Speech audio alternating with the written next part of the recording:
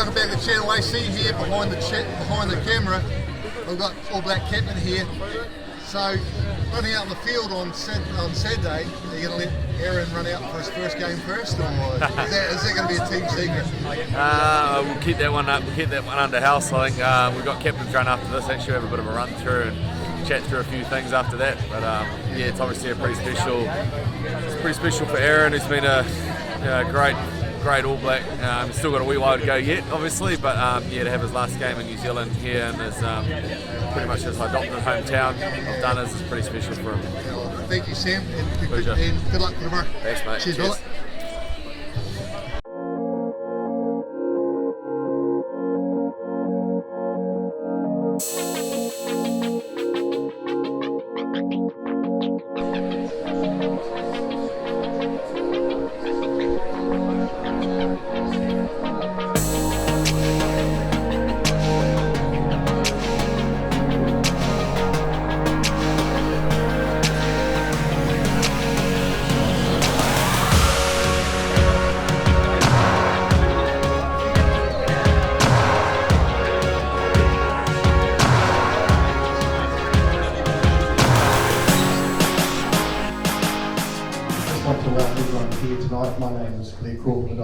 Chairman of the Southern Club.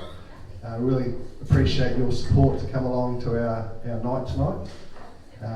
We had Ian Stevens as our patron, who's very good friends with Murray Deaker, and Murray was coming down to the test and offered his services to come and talk to everyone tonight, and we jumped at that chance as a respected broadcaster, ex-Southern Lock back in the day. So thank you, Murray, for offering the services. He's doing all this for basically nothing, and I'm sure he'll entertain everyone tonight. Also, Laurie Mains, one of the club elite. Last week we won the banner. Yeah, two in a row for us, and I was just talking to Laurie, and he said in 80, 81, 82 they won 3 in a row when he was coach at the Southern Premier. So next year is our challenge to match that. We also have Jamie Mackay here, who's going to MC tonight. Jamie's, probably a lot of people know his voice, might know his face, but Jamie's runs The Country, which is on ZB weekdays, and a very popular show. He's been in broadcasting for a long time, and also was a good rugby player in his day. Southland fullback, a couple of games, I think. So Jamie, I won't do any more talking, you're the MC for the night, so welcome up Jamie Mackay.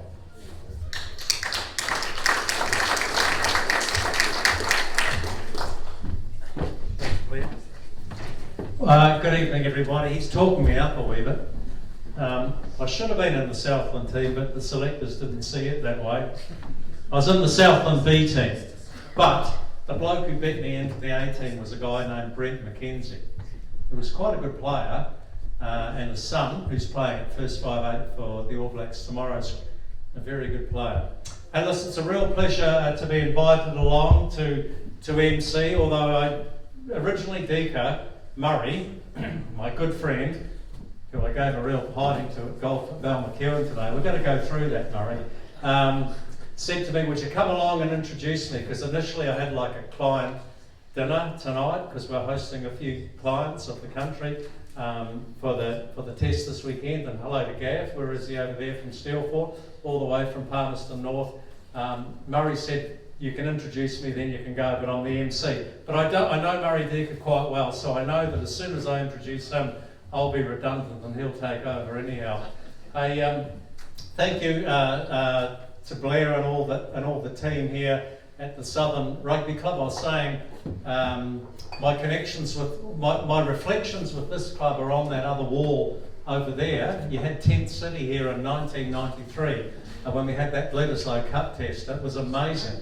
We haven't seen the likes of since, and I remember that well. And the other thing I remember, and I was saying to a few of the Southern guys there, when I was at university many years ago, I turned up because I had a mate playing for Dunedin or someone, and they were playing Southern, and he said, you've got to look at this halfback who's playing for Southern. He's about 18 or 19, first year university student, and I thought I'll keep an eye on this guy. His name was Dean Kenny, obviously, bit of a Southern legend, and I think Laurie used to pick him in the Otago team ahead of David Kirk.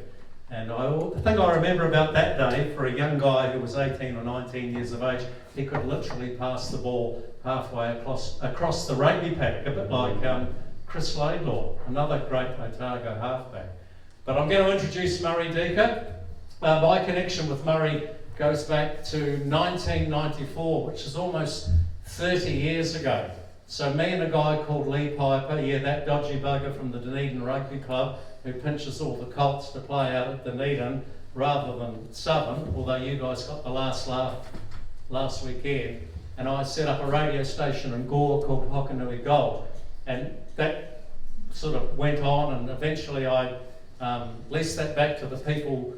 We bought it off, and I now do a show called The Country. It used to be the farming show on Newstalk ZB, and it's pretty much nationwide, certainly nationwide on a Saturday morning. But back in 1994, we did the hard yards. We used to work 5 days a week. On a Saturday morning, we would go in and do a local sports show, and then on Saturday afternoons, we would do radio rugby commentaries.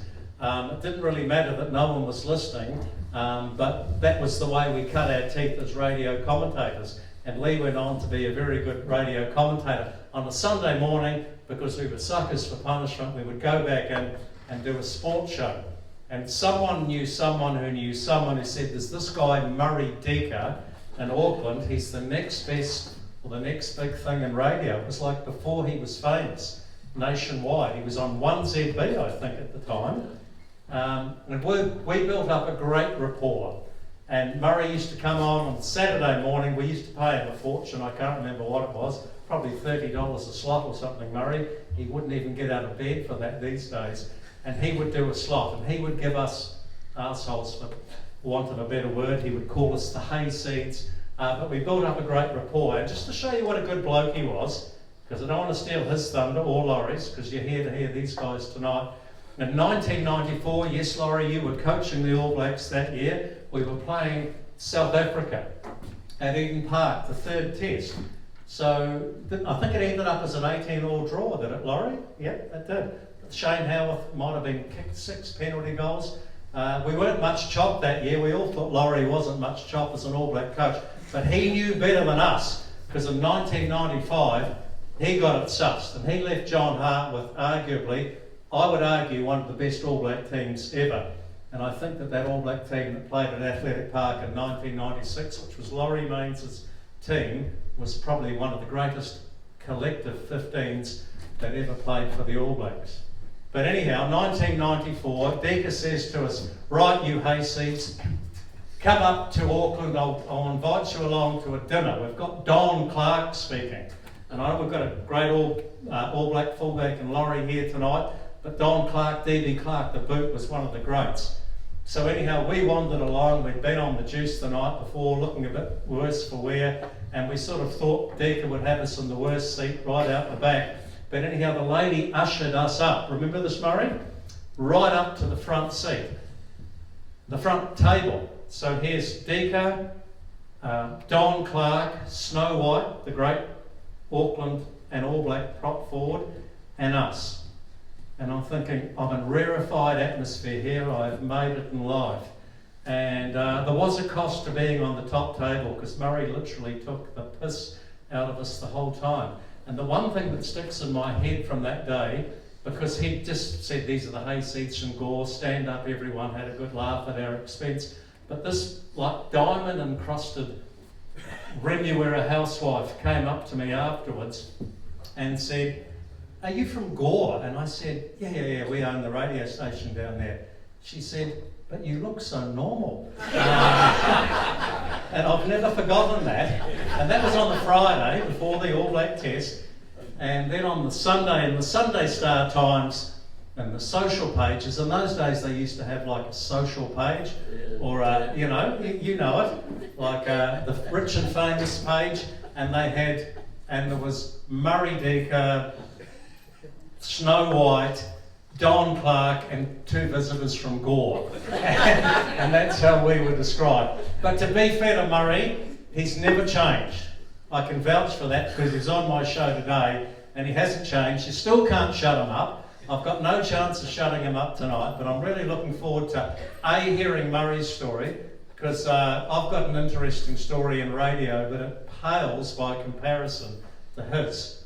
How someone who was the dirtiest bugger that ever played for the Southern Rugby Club and the biggest drunkard has done what he's done in life is absolutely amazing. He's got a great story to tell, and he'd still probably sell you a Biomag if he could. And of course, he's going to talk, and then he's going to introduce Laurie Mains, who is a legend.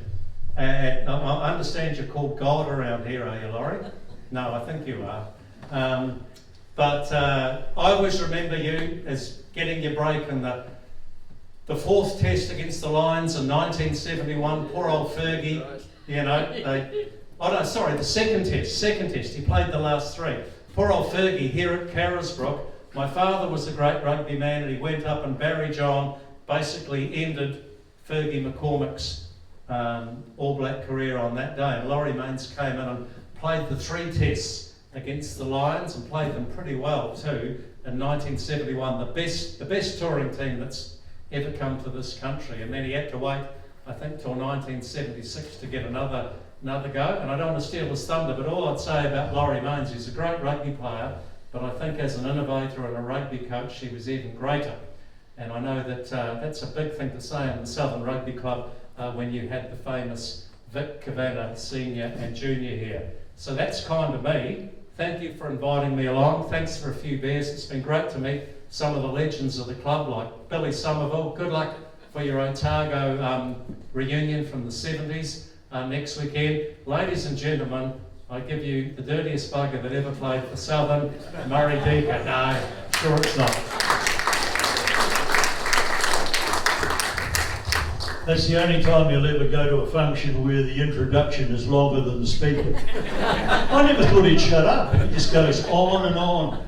Invited me in to do a piece on his radio show. He said, I'm going to have you for a whole hour. And now, if any of you heard that, that's the shortest hour that I've ever had. I got 4.5 minutes to try and plug this show on tonight. And the rest of the time he's interviewing a whole lot of non-entities. You know, some guy who for 32 years has been selling kiwi fruit or something. Crazy, absolutely nuts. And a long intro. It's a pleasure to be here tonight. It brings back a lot of memories, and it is something that is close to my heart and something that I will talk a wee bit about later on. I wasn't always into broadcasting. I was trained as a secondary school teacher, and I got my break this way because people have asked, how did you ever get started?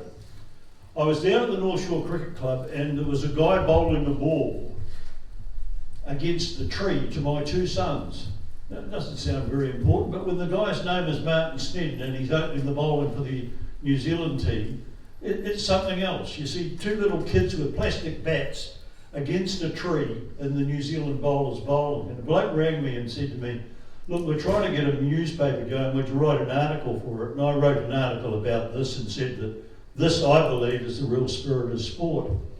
And fortunately, it was seen by a guy called Bill Francis, who worked down here for a fair time as the sports editor, and he thought this guy's a bit different, so we might give him a go.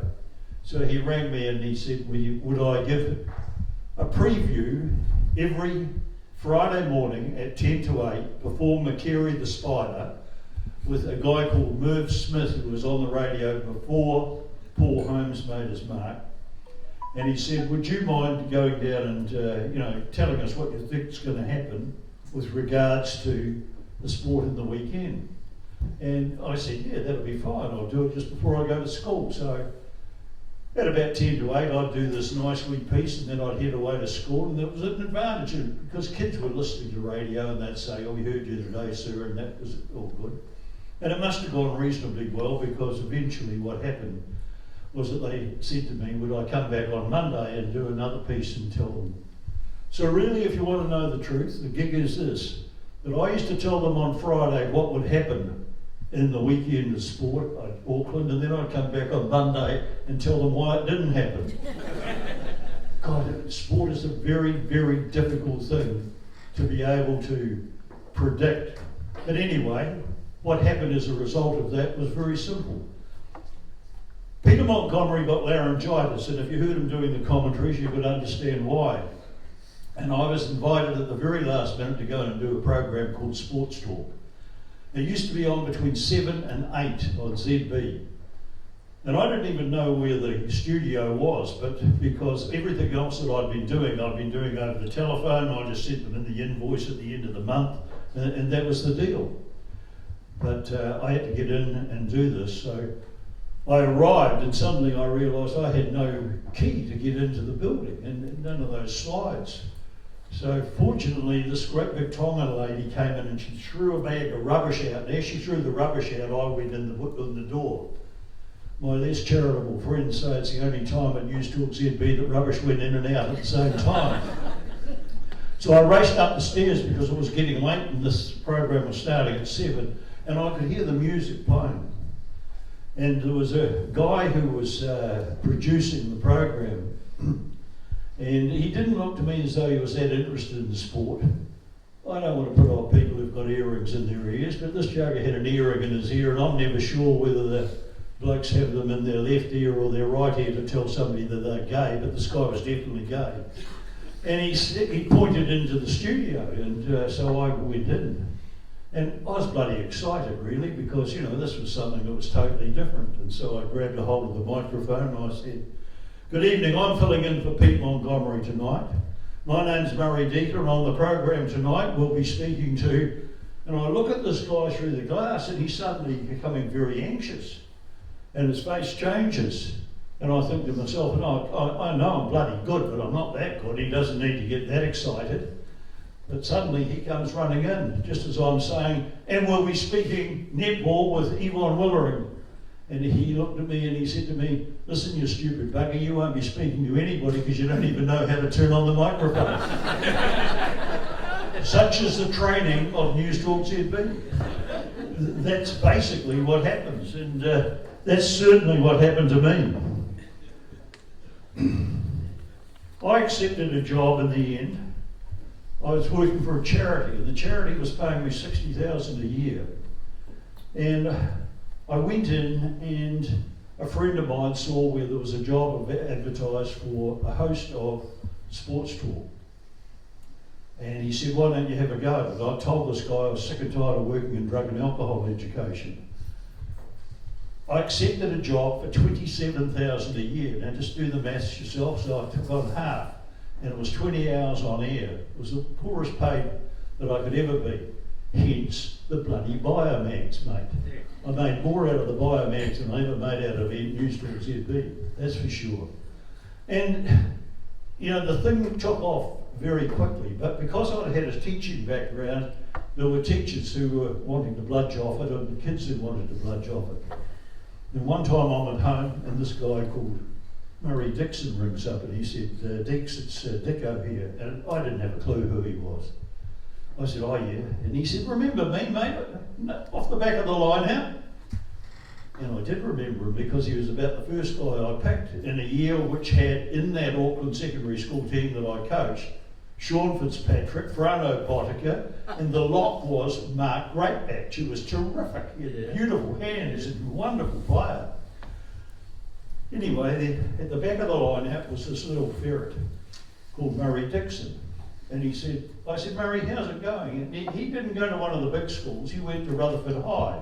No Auckland Grammar or King's College for this kid. He was a Westie. And he said, "Dix, it's not going well." He said, "I'm working for Epiglass and I can't sell the bloody stuff." And I said, "Well, that's a problem." And he said, "But with your help, I'll be able to." I said, "What are you saying, Murray?" And he said, "Well, you know, how about you giving me a plug?" And I said, "It just doesn't work this way, Murray. I can't come on and say, Murray Dixon was a hell of a good number 7 for the Auckland secondary schools, so you should all be buying Epiglass." And I could hear the disappointment in his voice, and I thought, what am I going to do here? "Murray, does Epiglass sponsor anything?" He said, "Yes, we sponsor the Tanner Cup." I said, "The what?" He said, "The Tanner Cup. You must have heard of that." He said, "It's for P-class yachts, and some of the greats have won the Tanner Cup." And I didn't know, but guys, he's all laughing. Peter Blake, he won it. Barker won it. Dixon won it. They were all guns. Murray, where's it held? He said New Plymouth. I tell you what, mate, you get in a car, go down to New Plymouth, have a mobile phone with you, and we'll do some crosses and I'll plug you. So I arrive in at work at 11:30. Show starts at 12. My producer was the same guy for 23 years. Laurie knows him well. His name was Greg Billings. He's the most bad-tempered bugger I've ever had anything to do with. And his temper never got any better the whole time I worked with him. But we were very close mates. He said to me, listen, who is this idiot that I've got ringing up all the time? This Murray Dixon. He's been ringing here. He's been leaving messages all morning. He wants to open the show. And he said, we're announcing the All Black team live on here. I said, leave him with me, I'll get him round. So when he rings up the next time, I say, Dicko, you're coming on just after 2 o'clock. So here's what happened. 2 o'clock news comes up, and finish the weather. You're listening to Scoreboard, I'm Murray Deaker. It is the biggest event in secondary school yachting. It's called the Tanner Cup. It's been won by the champions of New Zealand yachting. By Blake, by Barker, by Dixon, and the all down there watching it now. And our man, in association with Epiglass, that wonderful product, is Murray Dixon. At that stage, Murray is in a yacht, in a little Parker craft, and he steps out of the Parker craft and stands on a crab. So the cross went like this. Our man down there is Murray Dixon. Shit! Oh, sorry, Dix, I just stood on a fucking crab. I loved the way he tried to fix it up. He'd only said shit in the first place. And then he comes through and rips into that. Those were the types of things that made radio. We didn't get one complaint about that. Nobody rang up and said there was something wrong or anything like that. We did get a complaint about the next one though. When you're not doing the job yourself, you've got to make sure that there is somebody not as good as you that's going to do it. And you've got to be somebody who can pass. And I thought, I got a hold of Horn. Remember, he opened the batting for New Zealand, and the cricket was on at the time. And he said to me, who am I going to interview? There's a test match being played down at Lancaster Park. And I said, Danny Morrison, get a hold of Danny, he's always good. So I'm sitting at home and I think I've got to listen to the start of the program and just see how it goes. And you know what really happened was that the cross took place. Now the same guy is producing with the earring in the ear, all right, and he's even more disinterested in sport now. So he's not going to prime anybody up as to what's happening, all right? So Danny's on air and doesn't know he's on air, and Hornet crosses to him and says, "G'day DK, how are you?" Oh shit! I'll tell you what, how I am. Down here are those bloody Cantabs. He said, the one-eyed bastards. The whole thing is that all they can think about is Jamon getting dropped and Perori getting in, and he said, oh, I don't know, mate, it's... And the whole thing is, he said, Jamon couldn't catch a cold. He's grasped that many of my catches, and at this stage, Hornet suddenly realises that this thing is going to turn really grubby, you know. So he says, Danny, we're live on here, and I'll tell you what, the team is giving it at their very best, he says, straight away. All the damage is done. I go into work the next day, and there was a woman who was running the program at the time called Trish Carter, and she said, I want to see you, sunshine. If we ever repeated that sort of thing again, that's your lot. So, you know, there is occasionally the odd thing that you lose control over. I did a bit of TV, as you're probably aware. Actually, I did 1,200 programs. And one of them involved a guy that some of you will know. Ricky used to be keen on boxing. Do you remember a guy called Jeff Fennick? He held world titles.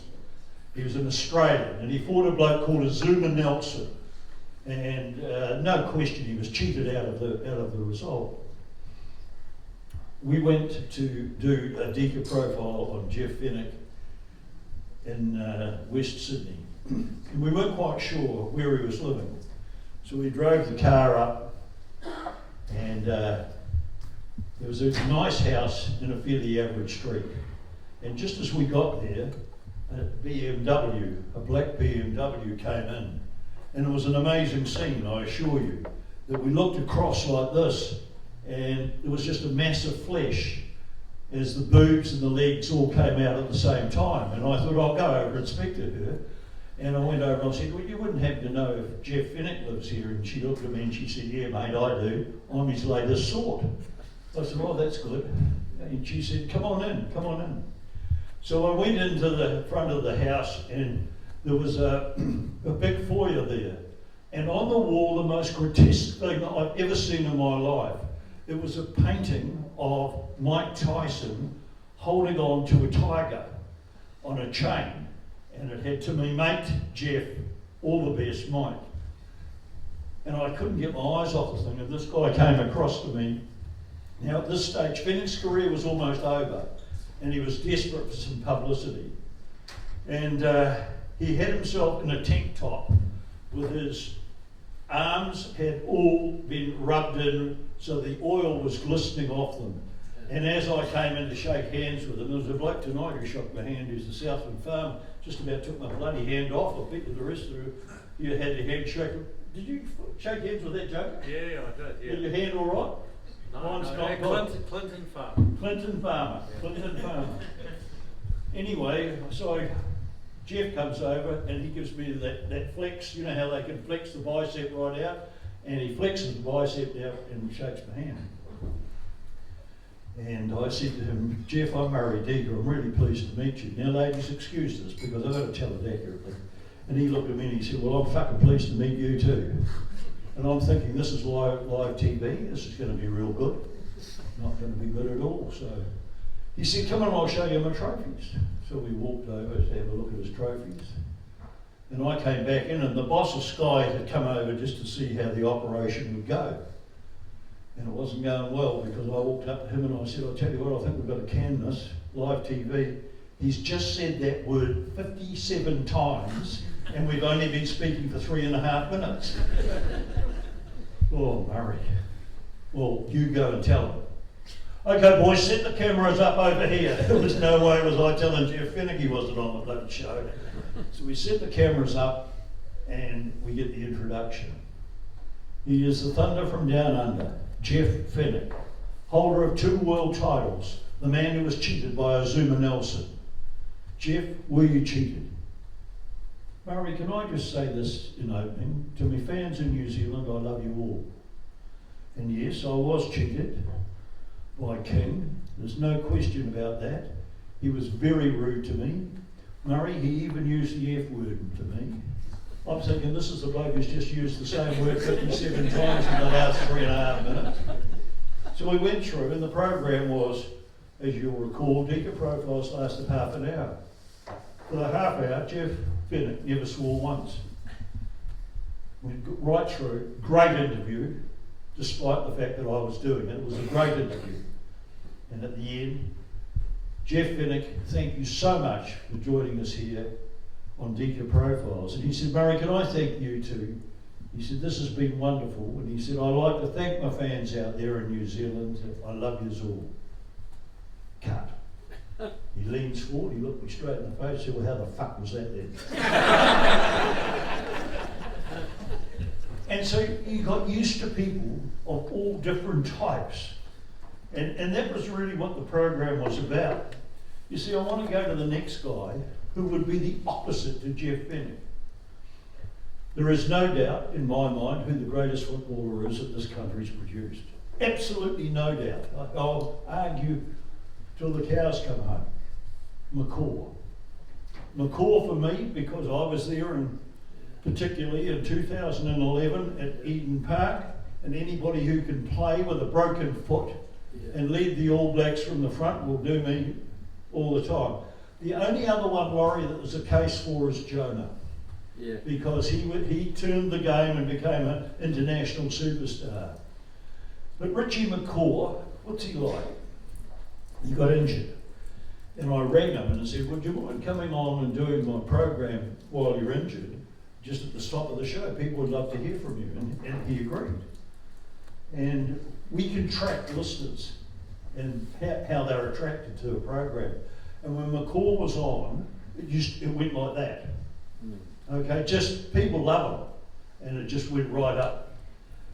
And so everything was going along fairly well, and we had 3 weeks of the high ratings, and then the next week we rang him and he wasn't there. Now it's most unlike somebody who is as intelligent and as diligent as he is. He wasn't there. So we found out, we rang up, why the liaison guy, why is Richie not there? Richie has a message for Murray that if he's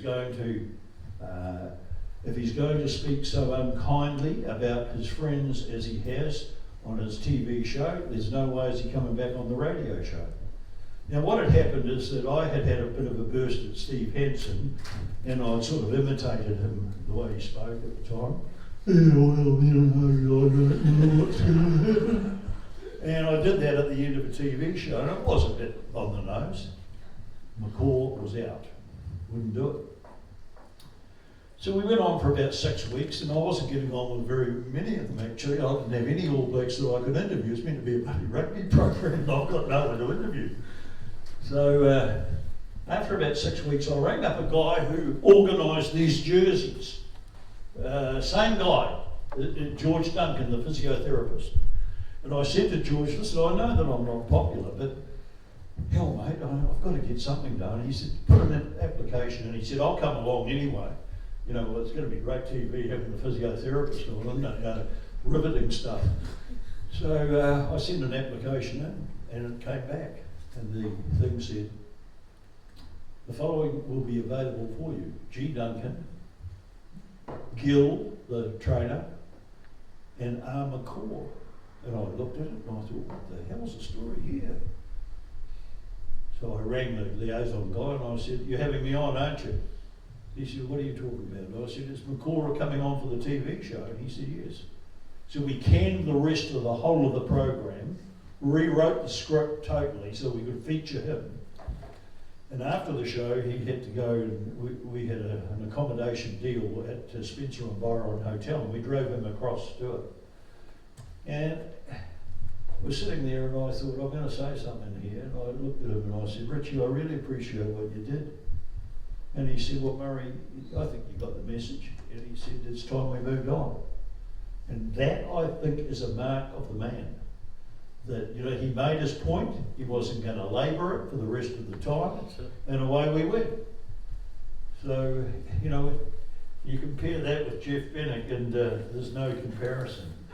I met people who are inspirational, and the woman who has most inspired me came on, and she had her hair shaved right on both sides, and in the middle, a piece sticking up like that, which was coloured pink. And I said, Christine, why have you done that? And she said, Murray, you're possibly not aware, but she said, I've got to have both breasts removed. I'm sick of people asking me how I am. And when that comes from somebody who is in a wheelchair, her name is Christine Smith, and she has won gold medals, you stop in your tracks and you just think, God, you'll do me. You know, I looked at her, I've always thought that if I was to fall in love again, the person I'd love to fall in love with would have to look like her eyes used to just glisten and she was there. And that type of thing stays with you, and you remember people who inspire you. There are other people who inspire you for different reasons. The most structured, disciplined person that I ever interviewed was a cricketer. And he was a New Zealand cricketer, and his name was Richard Hadley. No question about why he succeeded, because he had everything properly laid out. And when you think about this, and you know, I mean this most genuinely, about people who succeed in sport, and you look at the person who's been most successful from this club, the reason that Laurie made it was that he tried harder than anybody else. He worked harder. He didn't tolerate second best for himself. He kept himself in good nick the whole way through, and that's why. I think probably it's fair to say that at King's High I played with guys who had better and more ability than you did, but none of them ever did what you did. And it is the discipline which comes through from sport, which is the other thing which I think is important. And then you come to a different character altogether that you meet. we're joking before about biomags and stuff, and a bloke came up to me when I just first started. I met him initially before I even started on radio. I did a review which outlined how I thought what was going to happen in the New Zealand drug scene with kids. And it received fairly bad treatment from the Auckland Star, mainly because most of the reporters were smoking so much dope, they weren't happy about what we were saying. So they had a crack at me. And then the phone rang on the Monday morning and this voice said, mate, I want to tell you something. You're 100% correct, mate. And once you fix that bloody drug problem, I want you to come out South Auckland and clean up the graffiti problem as well. The mad butcher. And so I went out to South Auckland and I sat down and he said, school teacher, eh?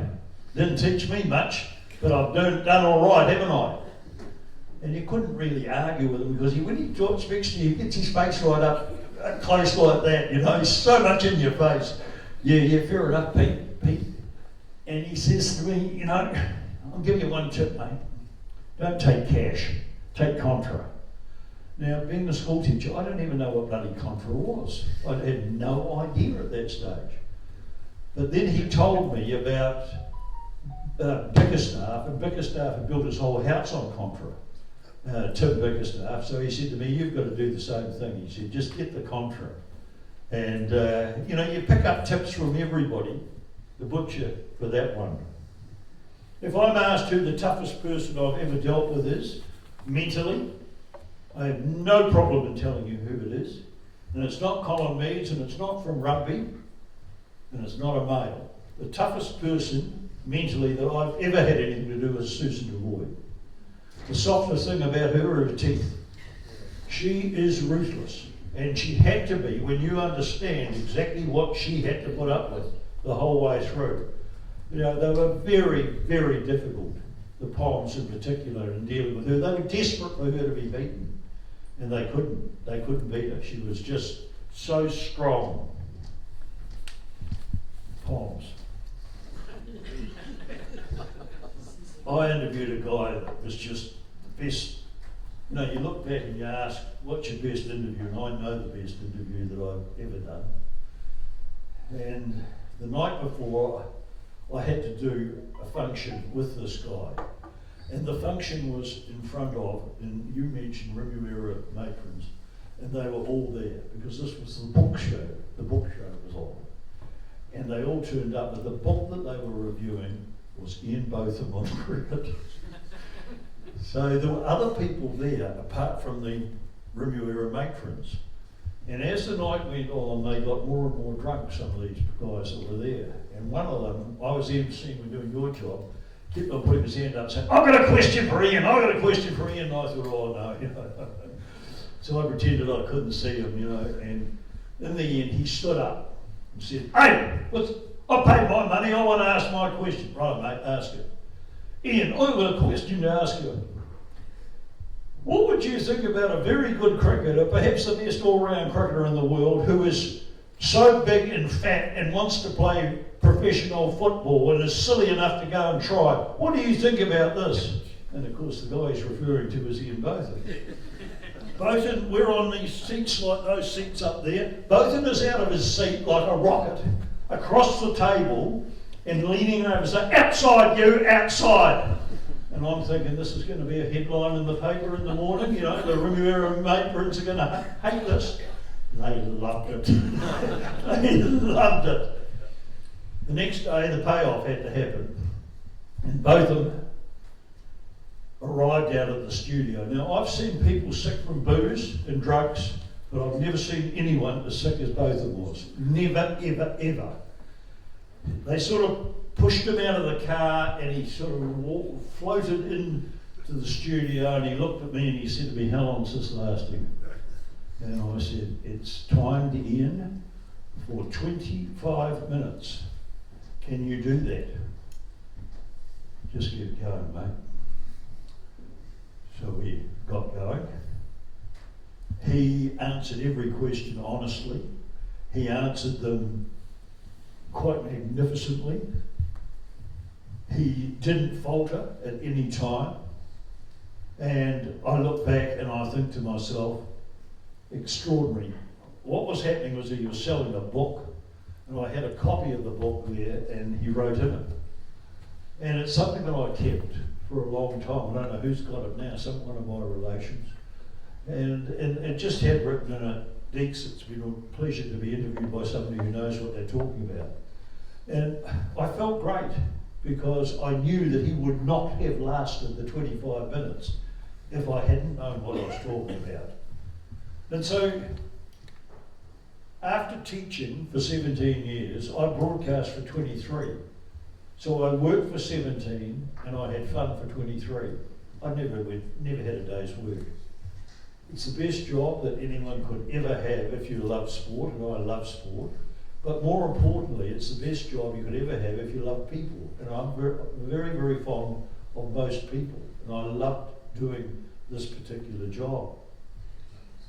We're going to talk to Laurie in a moment, so I think it's going to be a break before. But I want to tell you why this club means a lot to me.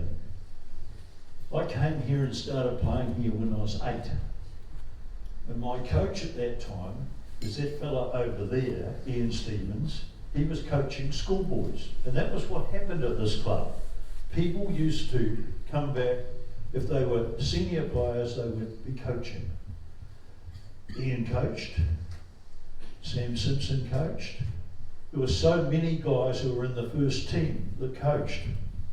And as time went on, I developed a love of the club. Probably didn't do myself any justice because at the time I was drinking so heavily. But the place held a special part in my heart. And I recall vividly the work that people put in, like Lex Cunningham, that fella Betts who was here every time, just worked his butt off.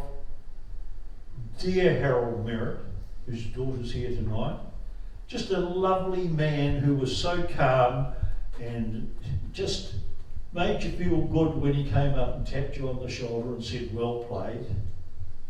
And a fella whose photo's up there beside Harold Merritt's photo, called Dave Smith, whose son Lee was one of my closest friends, and the Smith family lived by this club. In my last year at university then, I had Earl Curtin make an approach to me, and he came and he said to me, we want you to come and play for varsity. You're playing your cricket for them, you should be playing your rugby for it. And what we're offering you before the season starts, we're going to give you a varsity blue, and there is nobody who's got a double blue for cricket and rugby. And I thought this would be quite neat, really. It would, it appealed to my ego. And I was about to slip in the night. There was a tap on the door. and a guy called Reed Arnold is at the door, and he's knocking on the door, and he said, we had a team meeting, Dix, and we hear that you may be going to university. Just want you to know that you won't walk off Carisbrook. Just want you to know, want you to think about this and see how you feel about it. I knew bloody well how I felt about it. Because I had to recall, what was going to happen to the university team anyway, because after what that Poland did to us that time, she was all on. So it's the people in this club that have done so much. And when you consider that they're talking about this thing being won twice, it's just a small club at the southern end of Dunedin. It doesn't have the numbers that some of the other clubs have got. And for years and years it has produced top players and top people. And so that's why when the opportunity came for me to come and speak here tonight, that I wanted to come. How will we make this thing work? We've thought a lot about this. There are 2 all black jerseys here. They've been signed by the team this year. We were going to auction them off here tonight, but we've made a decision that unless somebody wants to give me about $4,000 for one of them now, we're going to sell them, put them up on Trade Me. We think that we'll get a lot more money for them that way, and the club will prosper more for it. So they are beautiful jerseys, and that's got our victories in the World Cup, 87, 2011, 2015. and it was made before when Laurie's team didn't win after they were poisoned. I was at that game, I'll never forget that game. I'm watching people coming off. I've never seen anybody spew like Jeff Wilson did. It was terrible when you think back. And probably we shouldn't have even played that day, but imagine the controversy that would have happened if we hadn't turned up. You know, they'd have all said, well, they pulled the plug. But so we didn't win at that time. But we've got a good record. So that's what we're going to do, unless somebody's got $4 or $5 grand. Kaki, have you done a lot of buildings lately? Do you want to buy one of these? No, not moving, are you? No, definitely not moving. I actually rang up Woody today, tried to get Woody to buy one, but he wasn't even going to buy one. So anyway. So we'll take a break because you've got some food coming out. Is that about right? You can go to the food oven. So we've got some food coming out, and then we'll do, Laurie and I will have a chat, and at that stage we want some participation after Laurie's had his chat. We'll take some questions and things. So Blair, are you ready for the food now? It's not far away, so... How far away? Come and get a drink and we'll bring some food. Okay, so there we go. So Laurie's next. So go and get a drink over here now, and the food will be ready by the time you come back. Ladies and gentlemen, I think we'll get started again, and let's do this way, that we'll have a bit of a chat between Laurie and myself, and then take questions from the floor so that you've got your opportunity. And really what this is about the current stuff and a few things like that. I'm really pleased to announce that just a moment or two ago, our guest from Whakatane has just given us $4,000 for one of the jerseys. Round of applause for this man, please. We're chuffed, and I've guaranteed that I'll get it there for him. I'm not quite sure how, but I'll find a way. But we'll talk about it. Yep. Well, you're not going any further distance at the moment because I've got your credit card anyway. When I was in this club, there was an icon of the club, and he was hugely respected. And his name was Vic Kavanagh.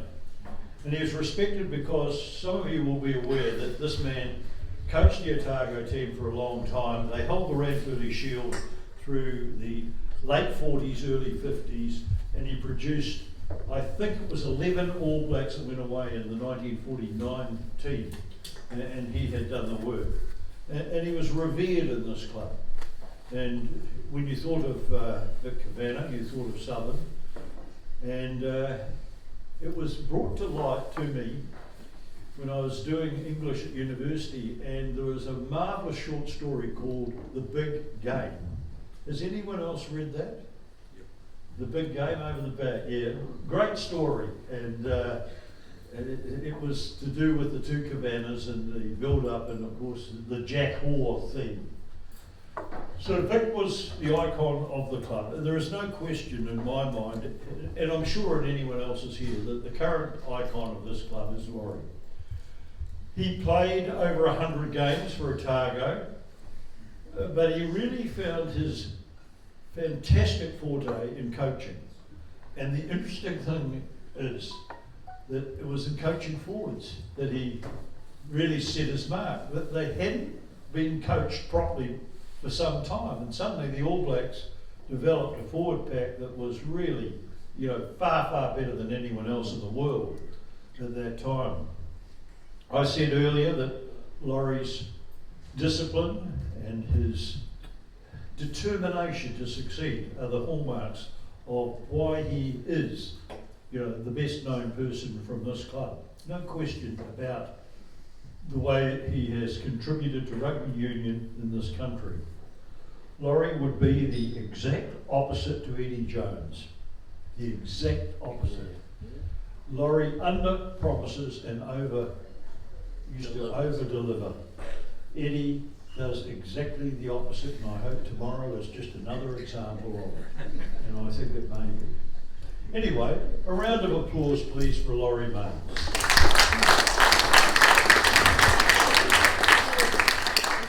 Laurie, let's open with this question. The current All Black side, how do you rate them? My rating of them is improving week by week. Man for man, they've got some real talent there. I've got some concerns about our strength in the locking area, mainly because of the age of Retallick and Whitelock. Scott Barrett will hold his own anywhere. But when, led by Aaron Smith, when you see the potency of the All Black backline, I would put that in a category up there with, the best that we've had. We are very lucky that Jason Ryan, there was a bit of a disruption there last year, and Jason Ryan and Joe Smith were brought in because they're actually starting to get not just the best out of the players, or a lot better out of the players, but now I can see what they're trying to do in a game. For 2 years there, I never had a clue what their game plan was. And if I didn't know, not very many people did know. I just want to mention one thing. There's two things. Murray talked about Vic Kavanagh, and he talked about me being a forward coach. And let me tell you how that started. Clarkie taught me. No, I think it was my third game, and Murray, you played in it. We played University on Carisbrook, and we lost, but I was lucky enough to have a good game. And I just got a note from my father to be in Vic Kavanagh's office at 3 o'clock the next day. Didn't matter whether I was working or whatever. Vic Kavanagh says that, you turn up. Yeah. So I went and saw the headmaster and said, look, because I taught for a while. So I went and saw the rector and I said, listen, Vic Kavanagh, Vic Kavanagh, yes, go. The way I want, and the first thing he said to me, there was two things. He said, I think you could be an okay rugby player. He said, but you don't know enough about forward play. And I said, what? I was puzzled. He said, listen, if you're going to be in position all the time, when the ball goes into one of your players goes into a breakdown with the ball, you've got to know if the support players are doing their job and you're going to get the ball. Yeah. Otherwise, you're not in position. And the same occurs with the other side. If the other side take it in and you see your forwards getting control of the ball, then you can attack much better. So Dave Smith was the coach here at the time, and I used to quiz Dave constantly. Nobody knew more about forward play than Dave Smith. He was a great coach, Murray, wasn't he? And I learned so much. I used to listen in all the time when Clarkie was playing, and Lindsay was in our seniors long before I got there, and I think he was still going after I finished. So he's been around a long time. Sorry, Murray. And in fact, Lindsay played 143 games for Otago. A lot of games. You can tell the way you walk now. You had to lift me in a lot of lineouts, that's for sure. And Laurie, looking at the modern game and the way it is played and the emphasis on, in particular, the number of pods that they have and sometimes 22 phases that goes on, do you find the game as exciting as it was when you were coaching or when you were playing? I'm extremely disappointed at the way the game is going, and I'm all in favour of the safety measures, 100% behind them. The heads are out of bounds. But I just want to give you an example of something that gets to me the most. I know about scrummaging, and I had the best teachers and people like Fitzpatrick and Richard Lowe and Craig Dowd and so on about what they do to, put the opposition prop or hook or whatever. Fitzy, as a hooker, was the best support for a prop could ever have. But he was so strong himself, and they used to target props and make life difficult for them. Well, I learned a tremendous amount long before I came to coach the All Blacks. But I went up to another level when I was working with those players. Now, I watch rugby today, and you know, it's almost as if teams deliberately, or they don't deliberately, but we get a situation where there's a knock-on or a forward pass and there's a scrum. And probably 60% of the scrums turn out a penalty. And the ball gets kicked into the corner. And then the ball goes into the line out, and there's a maul, and the forwards drive over and score a try. If they don't drive over and score the try, then the referee penalises the defending team anyway. And it just goes on and on. Scrums are not about. Scrums always in rugby were a restart for the game from a very minor infringement, like knocking the ball on or a forward pass. They weren't designed. And what makes it even worse, I don't do it. We had a very good referee come from this club. His name was Alan Crichton. But he played in the front row, so he sort of knew what was going on. And Clarkey was a good referee. He used to help Dave Miller and referees like that every Saturday.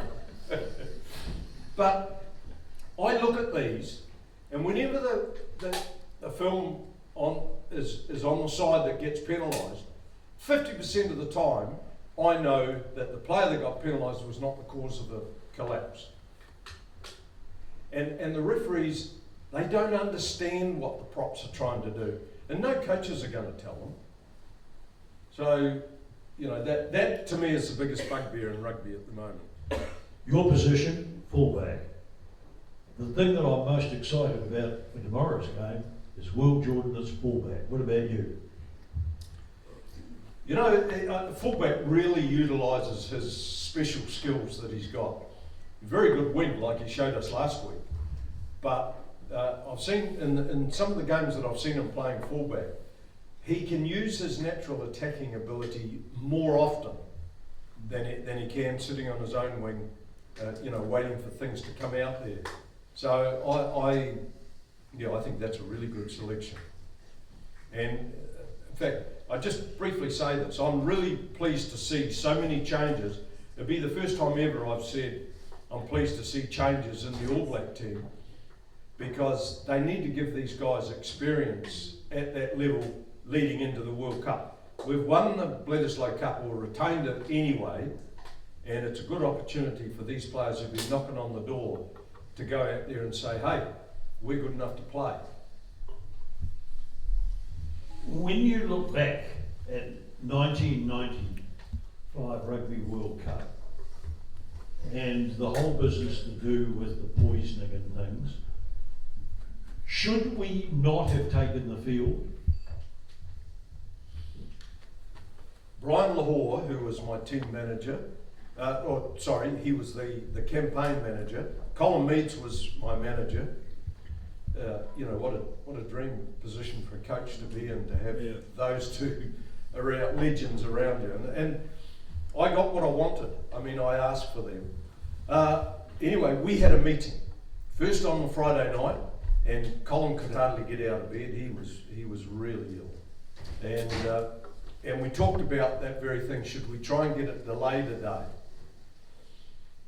So we said, right, let's convene again early in the morning, which we did. And Brian had found out that teams were booked to go home on the Sunday and so on. And we just decided it probably couldn't happen. If we said we couldn't play, then it was probably going to be defaulted. And I talked to a few of the players and they said, no, we'll be right. We'll go out there and play. I listened in the other day to a press conference of an international coach who had previously said that he was not happy about playing South Africa B. When he was questioned the next time by a guy who said, after he was beaten, how do you feel, Mr. Jones, about being beaten by South Africa B? He said that the joker who asked him the question was a smart ass. Yeah. Now, in my opinion, Eddie Jones is a smart ass. What's your opinion? He's different, that guy, and he is a smart ass. But here's the thing I'll always hold against him. When he coached the Brumbies, he had a big buffoon playing on the blind side called Finnegan. That's right, Owen.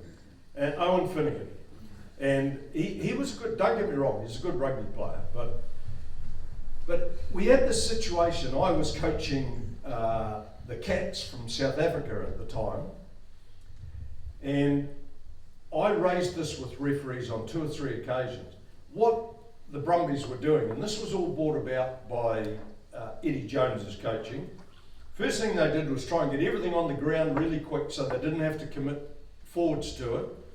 And then a couple of them, and this is when they had the ball, then a couple of them would get up flat with the ruck and line up the midfield backs of the opposition. Yep. And as the ball came out, they would be up, bang, and run into them, and his players would run through here with the ball. Time and time again, Eddie Jones, that's his smart ass coaching, That's it. to be honest. And he went a long way towards, I think, destroying the game. Fortunately, after a couple of years banging my head, you know, with the referees, they finally agreed to what I was saying and really tightened up the obstruction laws. Yeah. Before you were in the Otago team, by about 10 years, there was a thing here called the Code of Ethics. It was an attempt by Charlie Saxon to brighten up the game. And the essence of the Code of Ethics was that you didn't have forwards standing out in the middle of the backs and that sort of thing. I look at it now, and there are forwards all over the place. There's something wrong at the breakdown. What is it? Well, we're not allowed to ruck anymore. That's right. And I disagree with that.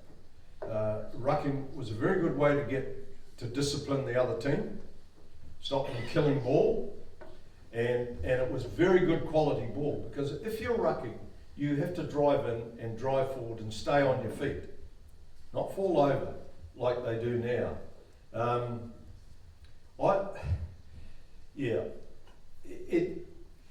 I think in the interests of safety, Murray, a lot of these rules have come in, but it's not helping the game at all. Now, I remember this very game that's being played tomorrow, when we played it in 1993, the Bledisloe Cup match, we were building up. Earl Curtin was my assistant, and he's a beaut bloke. And also a very clever rugby person. Mm-hmm. But we decided, because they had Tim Gavin was one. He's a great player. There was the guy Wilson, I think was 7 for Australia. I can't remember. Was Porterman still playing then? I think he might have been. But anyway, they were just hanging off, and you couldn't do a thing. Like, they were taking care of your first 5'8", and on many occasions your second 5'8", and so there was no room. You couldn't get room for your backs. So we developed a new tactic, and you will have all heard this: pick and go. And it's Zinzan Brook that gave it the name. Yeah. But we practiced. Player goes down. One of our players goes down, gets the ball well back into fresh air. The next 2 were going in straight over the top and driving the Australian players out to the side, and 4th or 5th player would come through, pick it up and go through the middle.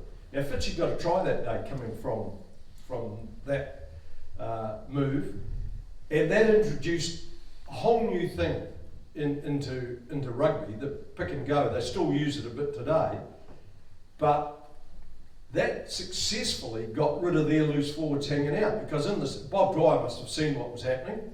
In the second half, when they come out, those guys were committing themselves and they had more depth in their ruck, and then we could do a few things in our backs. Yeah. So, yeah. Jonah, how good? Oh, it's sensational.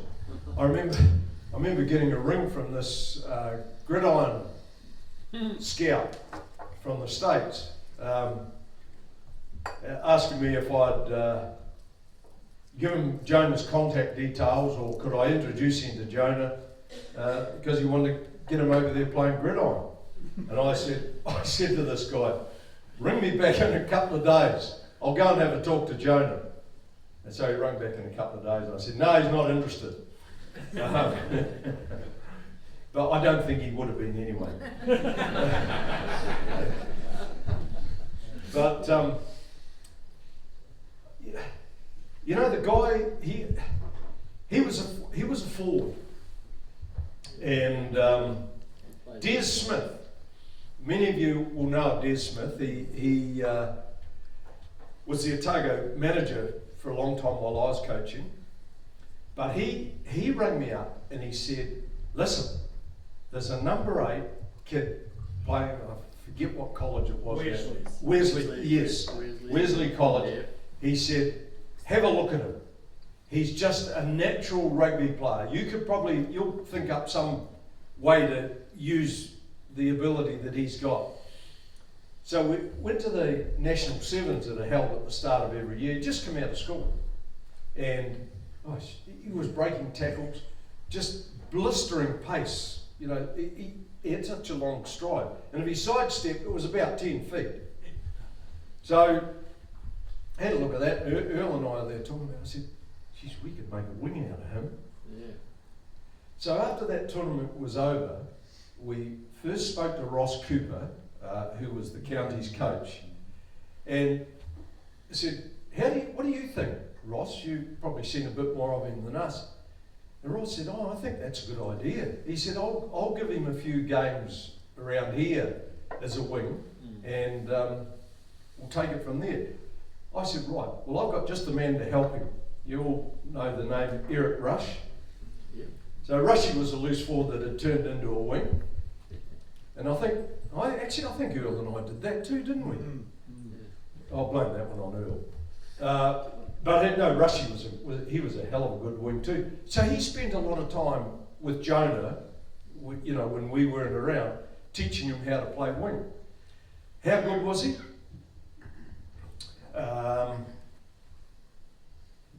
England, 95 England at Cape Town.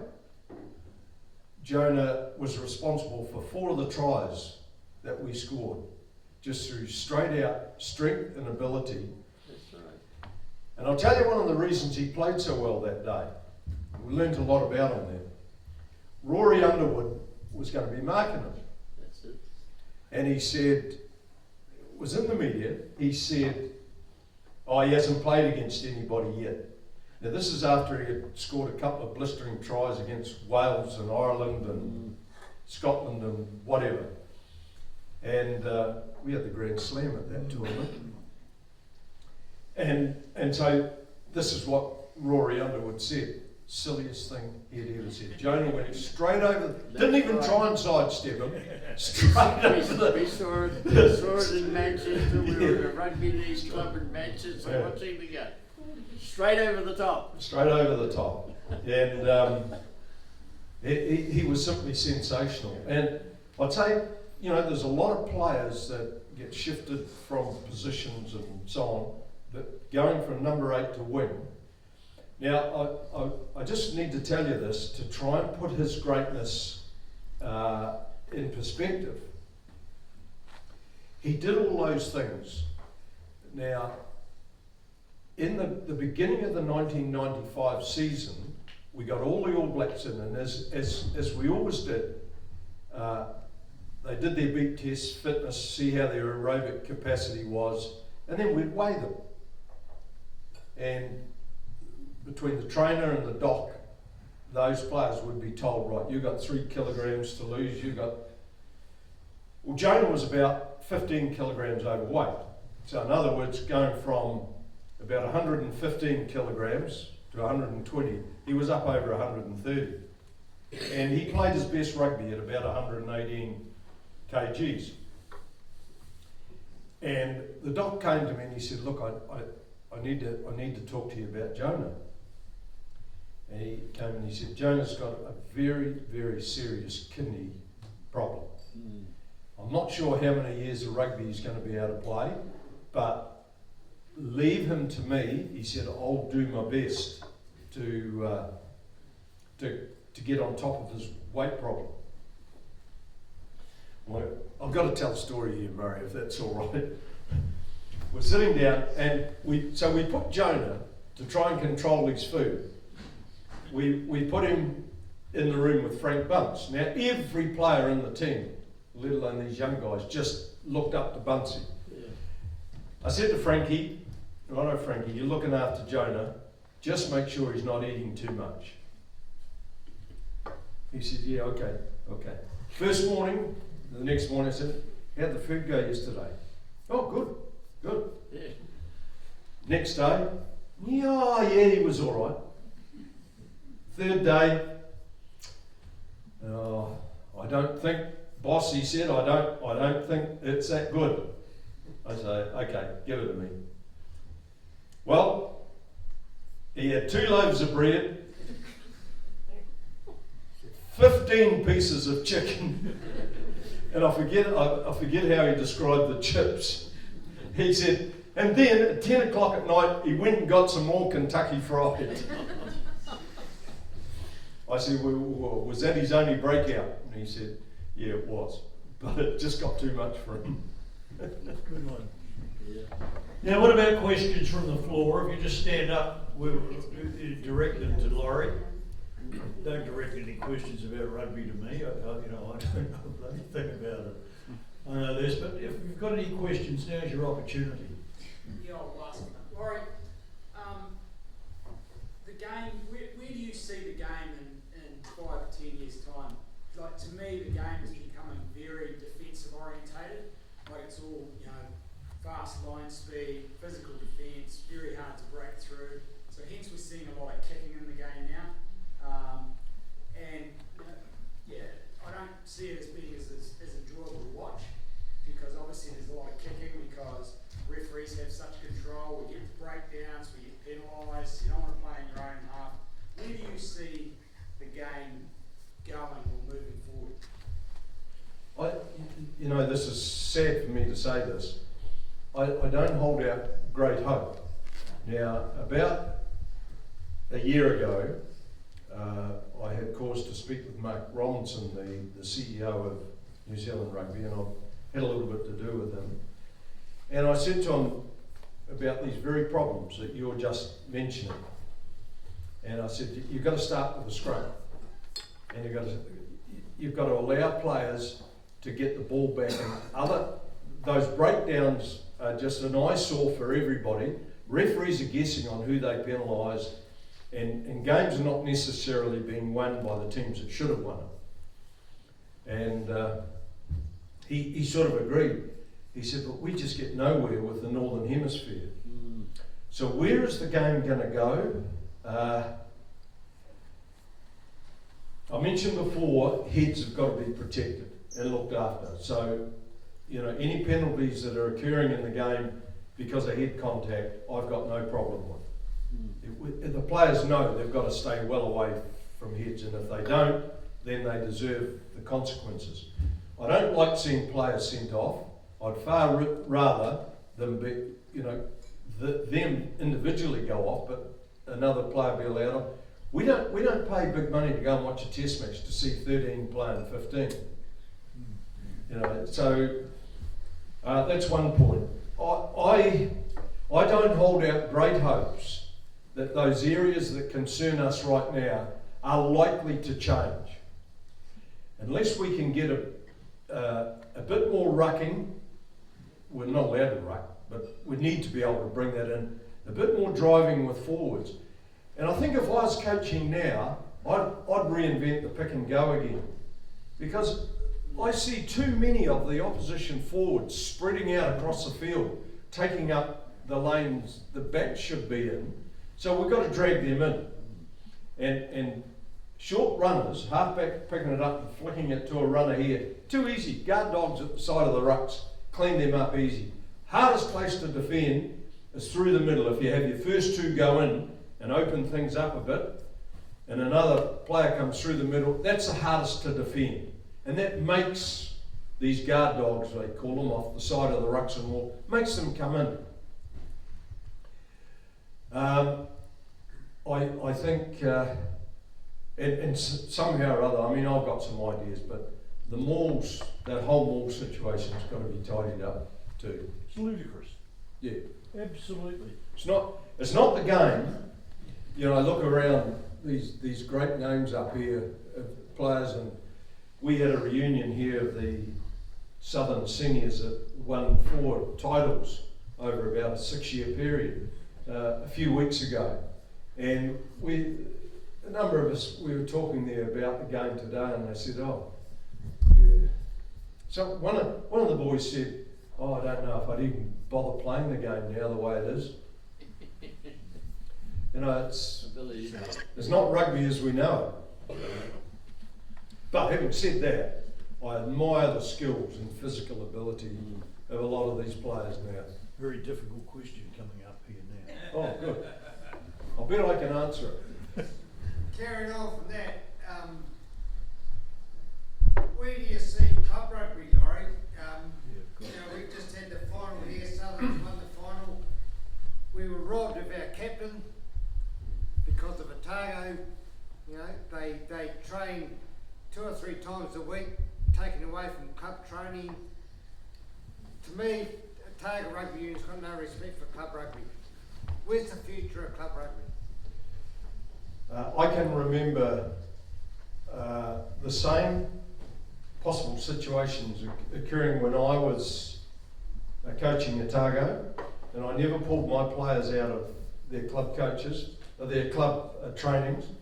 I used to ask the club coaches, these guys are fit, I don't want them run into the ground at your training, so please just use them when you're doing your team tactics. It's not happening today, is it? No, it isn't. But I respected club rugby because it was such a huge, in fact it was probably the most enjoyable part of my rugby life was playing and coaching here at Southern. And so I respected that, and the coaches at the clubs respected my requests, and the boys would all come along quite happy the next day to come to Otago practice, not having had, been run into the mud. If you don't respect and promote your club rugby, there's only one thing can happen. It withers. Now, we don't want to be a province that we have to import players to keep Otago strong. So there needs to be a rebuild again of club rugby.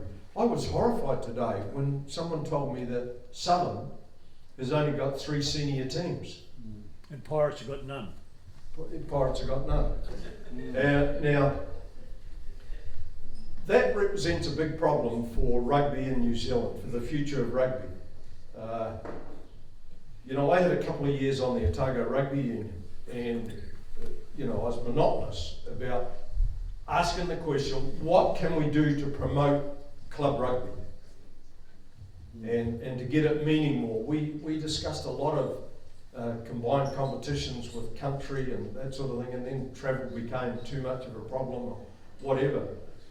If someone can come up with a format that'll actually work and encourage players to come and play rugby after they leave school at the clubs, we need to somehow make an incentive, and I'm not talking about money.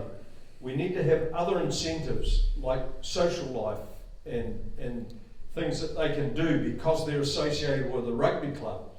If we can do that sort of thing, we might get more kids into it, or when they leave school. Indeed.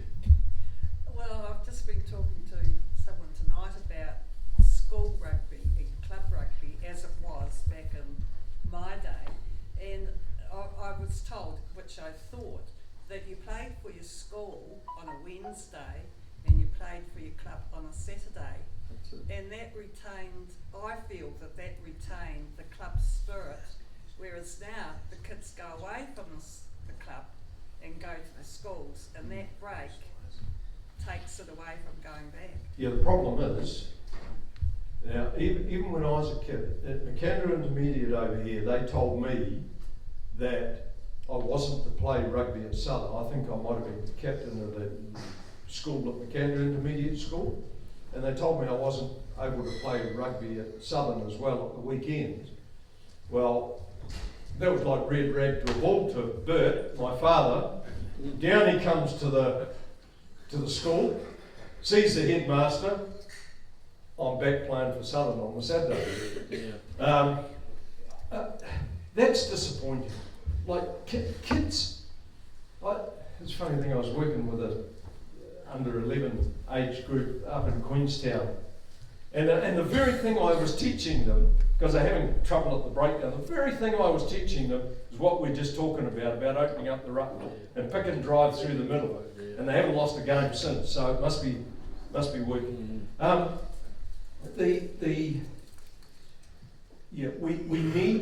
We really do need to incentivise kids not only to play for their school, but to play for the clubs.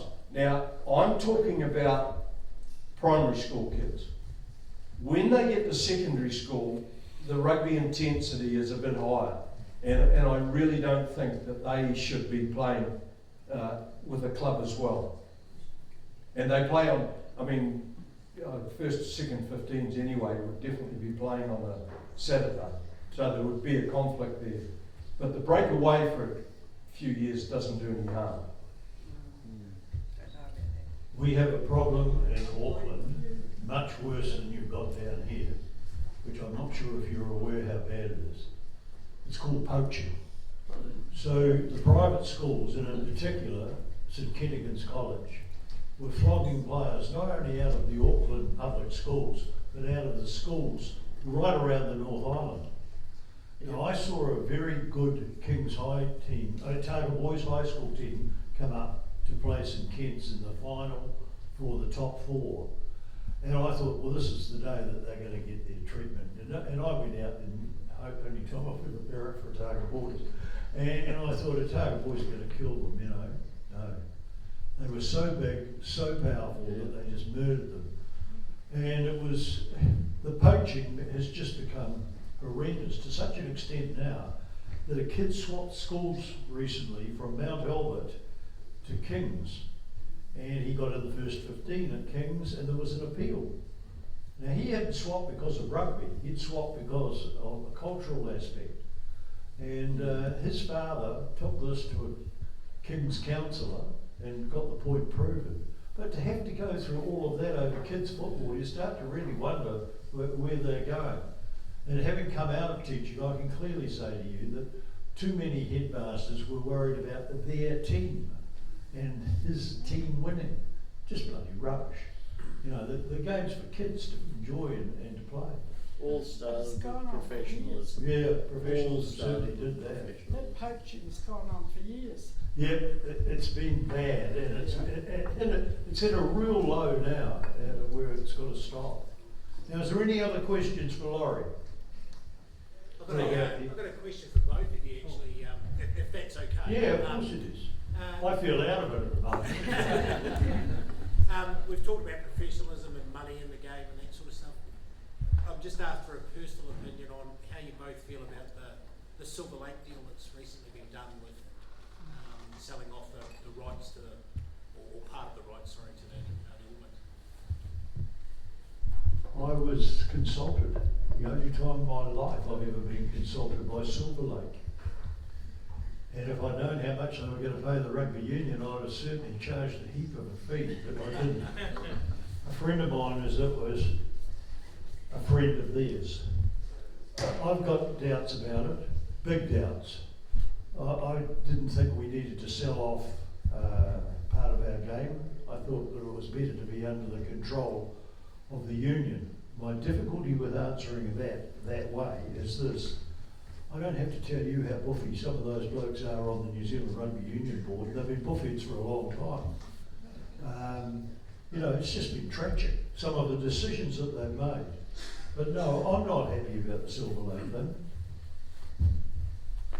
Yeah, I got fairly heavily involved in that, having been a former player and coach, and had the whole deal explained to me by 2 of the Silver Lake directors and the New Zealand Rugby Union side of it.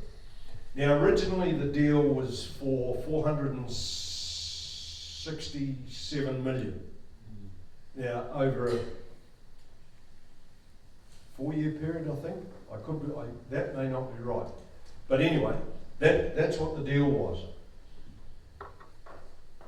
Led by David Kirk, who had an ulterior motive, a conflict of interest, the Players Association opposed it.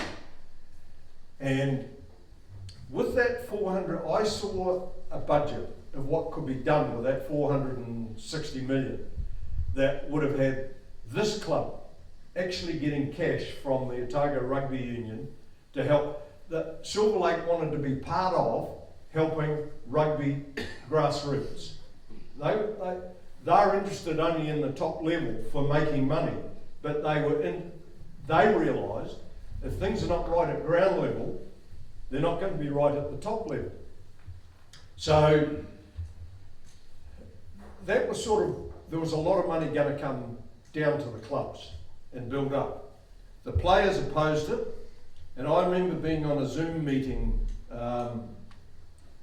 with Rob Nichol, who's the CEO of the Players Association, David Kirk, who was chairman of their board. And they were going on about their opposition, and I said, well, here's my question. Where else does New Zealand Rugby get the money to develop grassroots rugby? And David Kirk said, we could sell bonds. We could sell $50,000 bonds. Yeah. $50 bonds to New Zealanders. I said, you get 1 million people buy a bond, that's 50 million, not 460 million. So what happened? To cut that story short, what happened? The players, Steve Chu, I'll just digress for a moment. Steve Chu I'm not a great fan of his. He was previously the chief executive of New Zealand Rugby. He gave the Players Association the right to veto anything the New Zealand Rugby Union wanted to do if it remotely concerned the players. Now, the Silver Lake deal was going to be something along the lines of 15% of what the commercial company earned, that they would have 15% of that for the money they put in. The Players Association said, that's going to water down the money that can be paid to players. And I said, hang on a minute. Silver Lake are not coming in here just to give their money away. If they don't grow that commercial company, they're never going to get their money back. And those companies don't operate like that. They know what they're doing. So they'll grow the income. So what happened? The players didn't give it away. Of course, David Kirk, I talked about his conflict of interest. The next thing we hear publicly that Forsyth Bar would come up with a deal for them. Well, that never got off the ground because there was just never going to be enough money able to be raised in New Zealand to match that. So it ended up that because of the players, and all of those players started in a place like this. And I'll tell you one thing, if there's one thing that I'm proud of in my rugby career, I've never forgotten what Southern Rugby Club did for me. Somehow those players have forgotten about their clubs and the new generations that have got to come into the game. So it got watered down to 200 and something million. There was a whole 200 million taken away. So this club hasn't been able to benefit from it.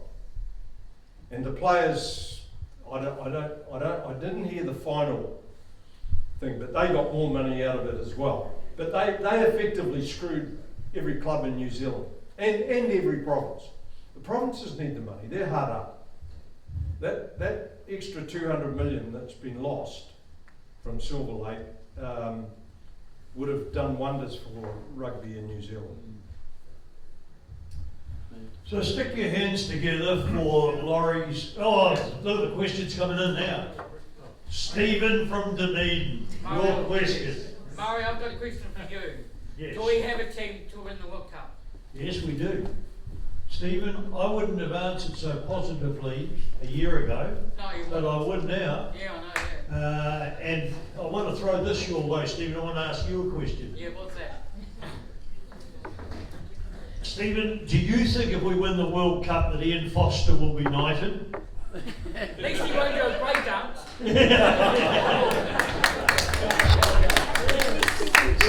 Someone asked me today, I was at a function raising money for research into pancreatic cancer, because many of you will know that Steve Davey lost his wife to pancreatic cancer, and one of the major problems there is it's so late getting diagnosed. Well, it's too late by the time it gets diagnosed. And someone came up to me and said, how are we going to go at the World Cup? And it just came into my head. I hadn't thought about this before. I said, the All Blacks are playing France in the very first game. Now, are we good enough to beat France twice? If we beat them and then meet them in the final, it means we've got to play them twice. Or if France beat us, are they good enough to beat us twice? That's right. So I made a prediction. I said, whoever loses that first game will probably win the World Cup. You've got a very good point. Yeah, there was somebody at the back, yes. You talked about Otago, and we felt Otago sort of forgotten about club rugby. Is the New Zealand Rugby Football Union forgotten about club rugby?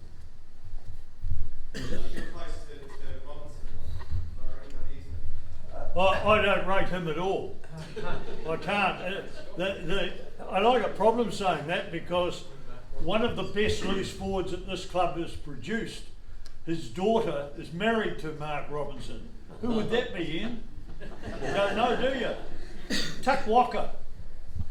Tuck Walker's daughter's married. Mark Robinson changes his mind far too much for me. He's like Williams. I don't think the New Zealand Rugby Union does as much for club rugby as they should or could. True. And you know, we had it. The time I met was a Zoom meeting with these two Silver Lake directors. They were genuinely interested in helping down at grassroots level, and they had done their calculations on how much money they offered New Zealand Rugby based on that, and they had ideas about how that money could be spent on grassroots rugby. So between the Players Association, I shouldn't be blaming the players, because the players had nothing to do with it. It was the Players Association hierarchy. You know, between them and the rugby union, we've now got a situation where that money's not getting down where it needs to be. Laurie didn't used to agree very often with the New Zealand Herald that you do on this. You know why? They just brought out what they called the power list of New Zealand rugby, and guess who they had at number one? Rob Nichol. Rob Nichol. Yeah, so you agree with that. You've got the last question, sir. Over the years, you, being in the media, have had your fair share of critics. You, being the All Blacks coach, have had your fair share of critics. How do you think media has changed from maybe 20 years ago to what it is now? I think they're frightened. I think that they're scared that they'll lose their job if they call it the way they should call it. I think that too many of them wanted to be the stars and not the people that they were interviewing. And I share this with you without any hesitation, is the total truth. I worked out one thing. If I could make the person I was interviewing the star, the program would be number one. Yeah. When I took the program over, it was number 8. 6 months later, it was number 1, and we were on a bonus for ratings. The bonus only lasted a year because they had to pay out a bigger bonus than they were paying in a salary.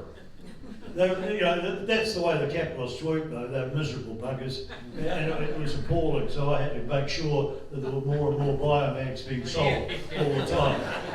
But that's it for me. I think the media in the main is weak, and I want to say this, and it's a guy that I had a major difference of opinion with on something, and I was in the wrong, but it doesn't happen often. There are some guys who are outstanding.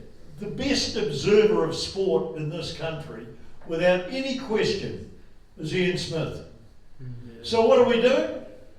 He's not being seen now. He's not being heard. The best comments man. Hang on, Murray. What about the other Joe? He interviewed me 2 days ago. Ian Smith. Ian Smith. Yeah. But he's not being heard enough. No. He was on Sky, and he was brilliant on Sky. So we're sending a team away from television, from Sky Television for the World Cup. Now you don't have to be Einstein to work out who should be your comments man. Love him or not, he says something. Marshall's first out. Yeah. So the Marshall's not going, all right? And what happens now? He's been picked up by the Australians. Am I right? No. Who is it? South Africa. Yeah. Well, I bet you they weren't all lining up to pick that bloody Carl Tanana or whatever his name is, with the bobtail. Crazy stuff. Laurie, I've enjoyed it immensely. Yeah. You want to have a question too? Yeah. If you were to interview 2 of the people you spoke quite highly of tonight, Eddie Jones. Yep. I've forgotten who the other ones, you just mentioned them. What would be the first question you would ask Eddie Jones if you made a comeback in the media to make him the star of the show? To make him the star of the show? What are you going to do to turn around Wallaby Rugby having lost 3 in a row? That's what it's what you want to, it's not bloody, this is not rocket science being in the media. I need to ask the question that you want me to ask. That's my role. And the other person you spoke highly of was Mark Robertson. What would the first question you be asked? When are you resigning?